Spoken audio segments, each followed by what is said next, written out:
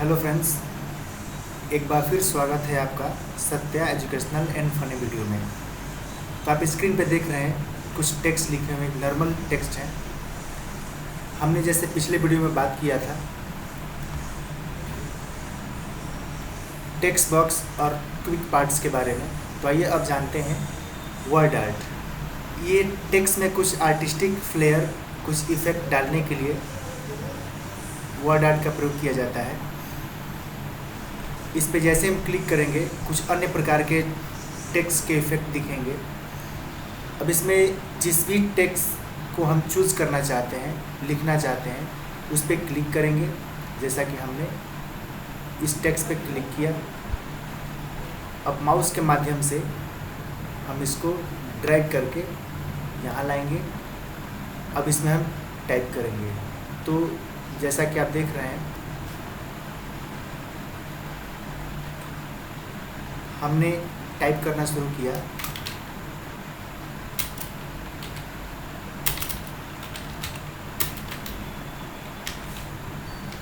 Ram is a good boy, मैंने type किया।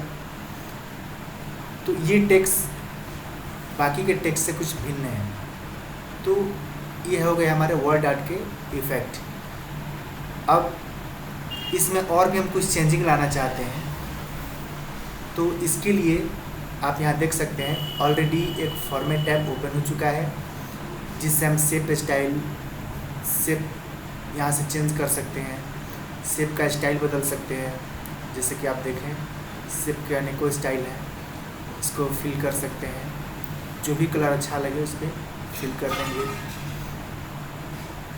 इसके पश्चात ये है शेप फिल कलर। यहाँ से हम कोई डिफरेंट कलर लेना चाहें तो कोई डिफरेंट कलर भी ले सकते हैं। इसके पश्चात शेप आउटलाइन। ये जो शेप दिख रहे हैं, इसके आउटलाइन, बाहरी जो रेखा है, इसको हम बदलना चाहते हैं तो इसे भी बदल सकते हैं। जैसे किसी डिफरेंट कलर में लेना चाहते हैं तो अभी आप देख सकते हैं स्क्रीन पे कि इसका आउटलाइन में कोई कलर नहीं है, लेकिन जैसे हमने रेड पे क्लिक किया, इसका आउटलाइन रेड हो गया, बाहरी रेखा। इसका आउटलाइन कलर भी बदल सकते हैं। या फिर इस शेप के अनेक अलग अलग आउटलाइंस भी ले सकते हैं। जैसे वेट में इसका बदल सकते हैं, इसकी पतलाई या चौड़ाई हम बदल सकते हैं। आप स्क्रीन पे परिवर्तन देख रहे हैं, तो जो हमें अच्छा लगा क्लिक कर देंगे। इसके अलावा यदि इस आउटलाइन को हम डिफरेंट आउटलाइन लगाना चाहते हैं, डॉट लगाना चाहते हैं, डैश लगाना चाहते हैं, या जो कुछ भी हम अप्लाई करना चाहते हैं, अपने अनुसार क्लिक कर लेंगे। आउटलाइन का स्टाइल भी चेंज हो सकता है। अब ये रहा शेप इफेक्ट। ये जो शेप है, टेक्स्ट के बाहर जो शेप दिख रहा है, इस शेप का इफेक्ट भी लगा सकते हैं। यहाँ क्लिक करके शेप को जिस इफेक्ट में हम लेना चाहते हैं वो इफेक्ट लगा सकते हैं। आप स्क्रीन पे परिवर्तन देख सकते हैं। जैसे ही अलग अलग स्क्रीन पे हम जा रहे हैं, अलग अलग इफेक्ट अप्लाई हो रहे हैं। रिफ्लेक्शन है, रिफ्लेक्शन में भी हम चाहते हैं तो रिफ्लेक्शन भी अप्लाई कर सकते हैं। ये सभी शेप के इफ़ेक्ट हैं। ग्लो इफेक्ट लगाना चाहते हैं, सॉफ्ट इफेक्ट लगाना चाहते हैं, बेवल लगाना चाहते हैं, अनेकों प्रकार के इफेक्ट हैं, जैसे कि आप स्क्रीन पे देख रहे हैं। तो हम अपनी इच्छा के अनुसार इसको अप्लाई कर सकते हैं। या फिर 3D रोटेशन। 3D रोटेशन जैसा कि आप जानते हैं 3D की तरह दिखना चाहिए, तो अपने शेप को हम बिल्कुल 3D की तरह बना लेंगे। और इसमें भी अनेकों प्रकार के इफ़ेक्ट हैं, जिसमें जो भी हमें अच्छा लगे उस पर जाकर क्लिक कर देंगे, वो इफ़ेक्ट अप्लाई हो जाएगा। और जैसे हम क्लिक करेंगे वैसे उससे मूव हो जाएगा। तो अब आप देख सकते हैं कि हम कैसे इस शेप का इफेक्ट लगा लिए। इसके पश्चात फिर यहाँ क्लिक करते हैं। अब आते हैं वर्ड आर्ट स्टाइल। यदि ये स्टाइल अच्छा नहीं लगा तो यहाँ से वर्ड आर्ट का स्टाइल हम चेंज कर सकते हैं, दूसरा स्टाइल अप्लाई कर सकते हैं। तो इसके लिए सबसे पहले हम टेक्स्ट को सेलेक्ट करेंगे। जितना टेक्स्ट का इफेक्ट हम बदलना चाहते हैं, वर्ड आर्ट का इफेक्ट, तो उसके लिए हम यहाँ आएंगे और अलग अलग प्रकार के वर्ड आर्ट जो भी अप्लाई करना चाहते हैं उसे चूज कर लेंगे। अब आप देख रहे हैं कि वर्ड आर्ट का कुछ इफेक्ट बदल चुका है। यहाँ से वर्ड आर्ट जो लिखे हैं इसका कलर हम चेंज कर सकते हैं।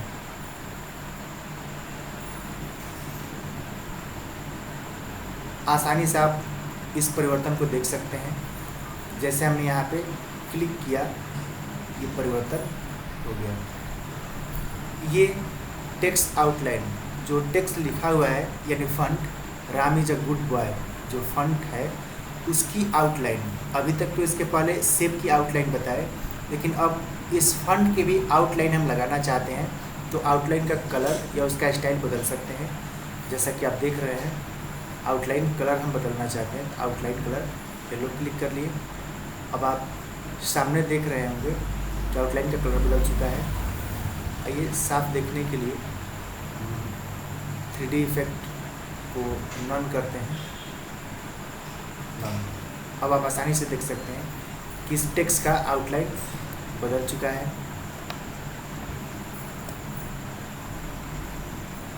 अब यहाँ आउटलाइन में मोर कलर पे क्लिक करके एक्स्ट्रा कलर चूज़ कर सकते हैं, या फिर वेट पे क्लिक करके इसका वेट बढ़ा सकते हैं, कम कर सकते हैं, वेट की चौड़ाई, या फिर डैश के रूप में इसकी आउटलाइन को हम परिवर्तित कर सकते हैं। तो जैसा कि आप स्क्रीन पे देख रहे हैं, अब आप देख रहे होंगे कि इसकी आउटलाइन कैसे चेंज हो गया है। इसके पश्चात इस टेक्स्ट का यदि हम इफेक्ट लगाना चाहते हैं तो सेम इफेक्ट इस टेक्स्ट में भी हम अप्लाई कर सकते हैं।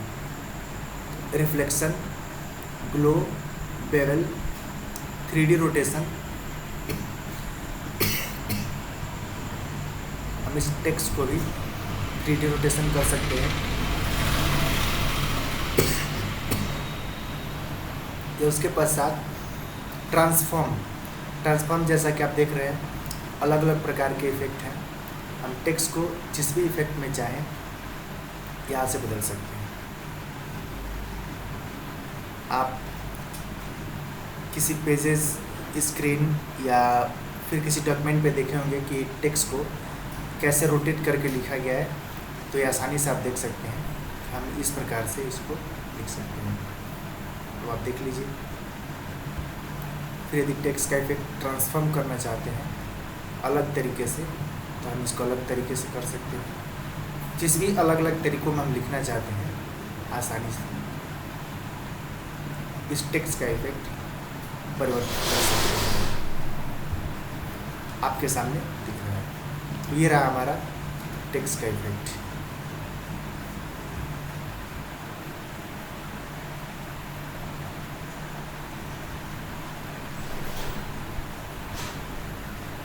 अब आते हैं ड्रॉप कैप। तो जैसा कि किसी पैराग्राफ के फर्स्ट लेटर को कैपिटल में करने के लिए बहुत एक्सेस लार्ज लेटर लिखने के लिए ड्रॉप कैप का प्रयोग होता है। जैसे कि आप न्यूज़पेपर वगैरह में देखते हो कि कुछ भी लिखा होता है जिसमें सबसे प्रथम लेटर बहुत बड़ा होता है, तो उसके लिए हम क्या करते हैं, जैसे ये पैराग्राफ है, थीम्स एंड स्टाइल, हम यहाँ पे क्लिक करेंगे, या तो इस पैराग्राफ पे कहीं भी क्लिक कर देंगे, या फिर टी के पास क्लिक करेंगे। उसके बाद ड्रॉप कैप अप्लाई करना चाहते हैं तो इस पर क्लिक करेंगे और देखेंगे दो ऑप्शन है, एक ड्रॉप्ड है, एक ड्रॉप इन मार्जिन। जब ड्रॉप करेंगे तो हमारा इस पैराग्राफ का प्रथम लेटर कैपिटल हो जाएगा और सेम उसके नीचे फिर दूसरी लाइन शो करेगी। इसके पश्चात यदि इन मार्जिन करते हैं तो ये टेक्स्ट हमारा बाकी टेक्स्ट के सर्कल से बाहर आ जाएगा और उस टेक्स्ट को मार्जिन करके उसके सिद्ध में टोटल लाइन लिखी रहेगा। जैसे आप आसानी से देख सकते हैं, हमने ड्रॉप्ड पे क्लिक किया, तो जैसे ही ड्रॉप्ड पे क्लिक किया ये पहला लेटर कैपिटल हो गया, और बाकी सारे लेटर स्मॉल हैं। और पुनः इसके नीचे यहाँ आप दूसरी पैराग्राफ भी देख रहे हैं, इसके नीचे से लिखे हुए हैं। लेकिन सेम यदि इस लेटर को हम ड्रॉप इन मार्जिन करते हैं और क्लिक करते हैं तो आप देख सकते हैं कि बाकी की लाइनों की अपेक्षा ये टी मार्जिन में हो गया है। इस पैराग्राफ का प्रथम लेटर मार्जिन, इस टेक्स्ट के नीचे कुछ भी नहीं है, जो भी है इस टेक्स्ट के बाद लिखा हुआ है। यानी ड्रॉप कैप का प्रयोग किसी पैराग्राफ के प्रथम लेटर को कैपिटल में करने के लिए या बड़ा लिखने के लिए किया जाता है। अब यदि इसे रिमूव करना हो, ड्रॉप कैप इफेक्ट रिमूव करना, उसके लिए क्या करेंगे, फिर हम उस पैराग्राफ पे क्लिक करेंगे और ड्रॉप कैप पे क्लिक करके नॉन कर देंगे। जैसे ही नॉन करेंगे ड्रॉप कैप इफेक्ट रिमूव हो जाएगा। ओके, अब आते हैं सिग्नेचर लाइन। जैसे कि हम अपने डॉक्यूमेंट में डिजिटल सिग्नेचर इंसर्ट करना चाहते हैं तो उसके लिए हम क्या करते हैं, माइक्रोसॉफ्ट सिग्नेचर का उपयोग करते हैं।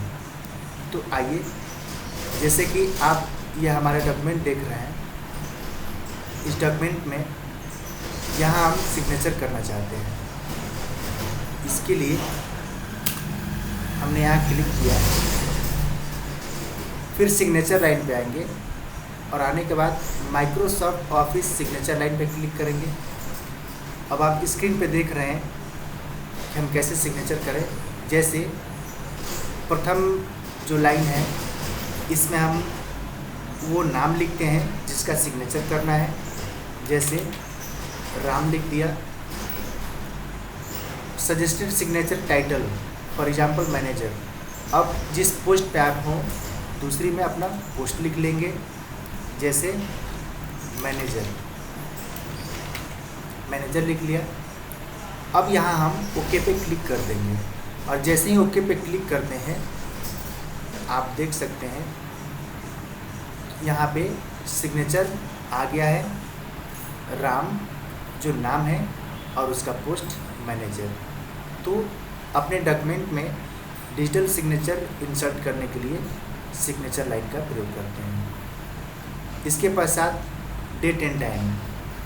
जैसे अपने डॉक्यूमेंट में हम डेट और टाइम इंसर्ट करना चाहते हैं और अलग अलग प्रकार के फॉर्मेट में डेट और टाइम इंसर्ट करना चाहते हैं, तो उसके लिए डेट एंड टाइम पे क्लिक करेंगे और यहाँ पे आप देख सकते हैं कि अलग अलग फॉर्मेट में डेट और टाइम लिखा हुआ है।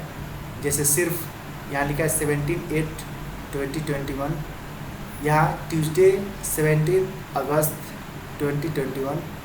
तो इस प्रकार से अनेकों फॉर्मेट हैं। जिस भी फॉर्मेट में हम डेट और टाइम, अपने सिस्टम के डेट और टाइम को इंसर्ट करना चाहते हैं तो उस फॉर्मेट पे क्लिक करेंगे और क्लिक करके ओके करेंगे और जैसे ही ओके करेंगे वो डेट और टाइम इंसर्ट हो जाएगा।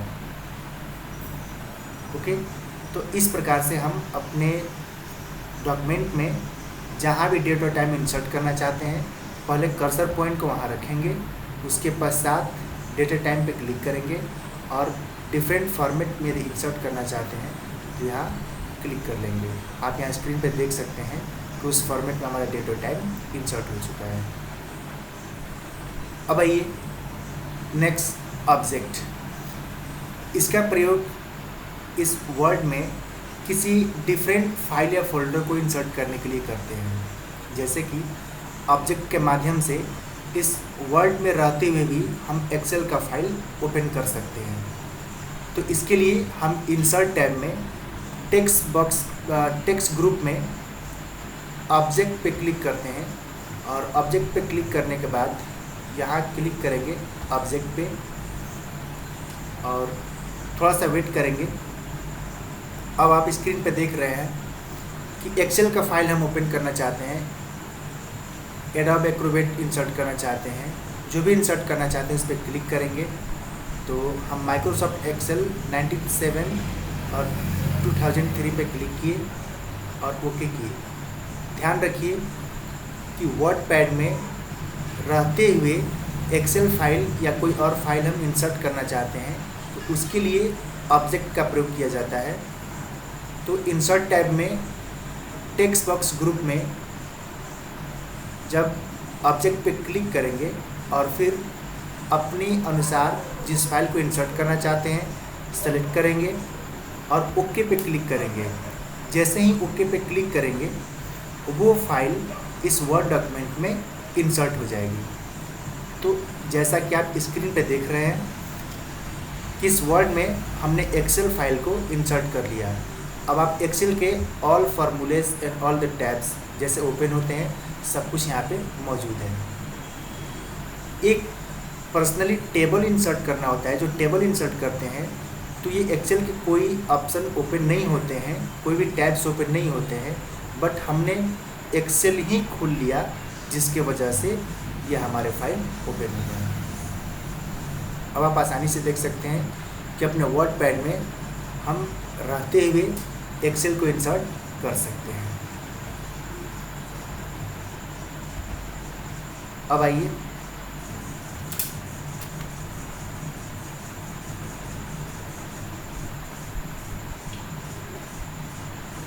अब बात करते हैं इक्वेशन की। तो जैसा कि आप जानते हैं कि वर्ड में भी कुछ फार्मूलाज होते हैं। यदि किसी फार्मूलाज के सिंबल को आप इंसर्ट करना चाहते हैं, कुछ मैथ के फार्मूलाज हैं जो इक्वेशन है, तो इस डॉक्यूमेंट में इक्वेशन इंसर्ट करना चाहते हैं, उसके लिए क्लिक करेंगे और उस इक्वेशन पे जाएंगे जो इंसर्ट करना चाहते हो।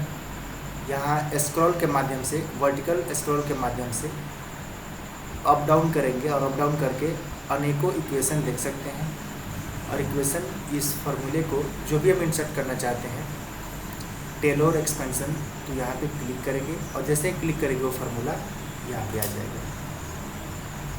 ओके, इसके पश्चात अन्य कुछ सिंबल्स हैं, इसको भी हम इंसर्ट कर सकते हैं।